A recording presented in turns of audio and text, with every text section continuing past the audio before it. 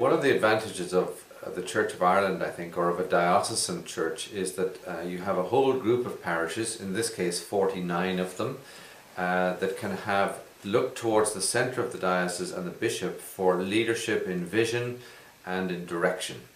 And one of the roles I see of a bishop is to help his clergy and people find that sense of direction. And so together we have come up with the words transforming community, radiating Christ. Those 4 words mean a lot to all of us in the diocese. Transforming community means 2 things. It means firstly that every local parish group or every church must be a transforming community for the people who belong to it. The people within it must be being transformed by faith. That coming to faith in Christ transforms you, growing in faith in Christ transforms you, deepening your understanding of your ministry transforms you, and so the church must be providing ways for the people who belong to it to be transformed. And that's the challenge. You know, our church is really moving people on in faith and in growth and in development and in ministry and in use of their gifts. That's what we must be doing. The second sense is that then each church must look out through the walls and doors of its buildings and say, how does God want us to be part of transforming the community around us? Where are the needs? Where's the pain? What are the issues? Where's the sadness? How can we make a difference? And each parish, I'm challenging them to find the outlet and the ministry to transform their community for their neighbourhood. The second 2 words, radiating Christ, are also important to us. We're not just humanitarian people, we're not just do-gooders, we're not just social workers. We are people who want to be motivated by Christ.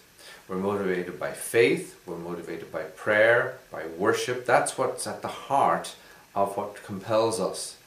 The love of Christ compels us, and we want to act with Him, guided by Him and on His behalf, and He has commissioned us. So radiating His love, I like the word radiating because it means a gentle warmth rippling out into the community.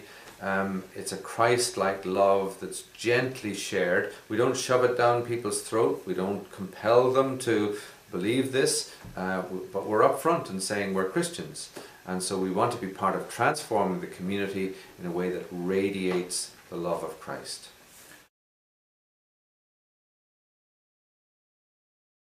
Well, in addition to those 4 words, we have 3 little catchphrases that are important. One is that we seek growth. The other is that we serve in teams. And the third is that we encourage leaders. Now, so in 5 years, I want to see growth. I do want to see churches feeling the need to grow. Now, there's all sorts of ways in which growth can happen. It's not just numerical growth.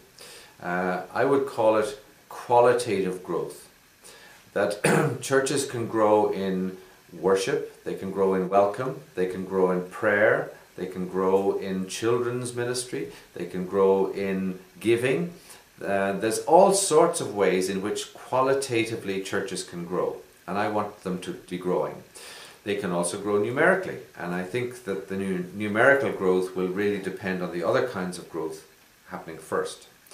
I want to see teams develop more and more. There already are dozens of teams actually in churches all over the place, and I want to see them saying it's not only the clergy who do the ministry here, it's all of us together, clergy and people. We're on a team together, we each have gifts. We discover what those gifts are, we use them, and together we make a difference in the world. And I want to see that happening in 5 years' time more than it is now. And regarding leaders, we're in the business of encouraging leaders. It's a tough time to be a leader in any organization, but especially in the church. So I want to see clergy encouraged. I want to see them not criticized and complained to and given a hard time. It's easy to do that. I want to see parishes saying, how can we encourage our rector? How can we draw the best out of them? How can we equip them more for what they do? But I want to see lay leaders encouraged as well. a whole range of lay leaders. So in 5 years' time, I want to see all of this become more part of the culture, more part of the heart, more part of the desire of an increasing number of people in the diocese. Not just the clergy, not just the lay leaders, but of everybody. I am hopeful, yes. I think in leadership, in Christian leadership, you have to be hopeful. There are ups and downs, there are challenges, there are places where things are difficult, but I do see green shoots of hope. I see encouraging signs. I can see it in certain areas more than others, perhaps, and I don't understand why. I can see it in young people. And so I want to find out where these green shoots are and nurture them, encourage them, foster them, and see this growth develop more and more.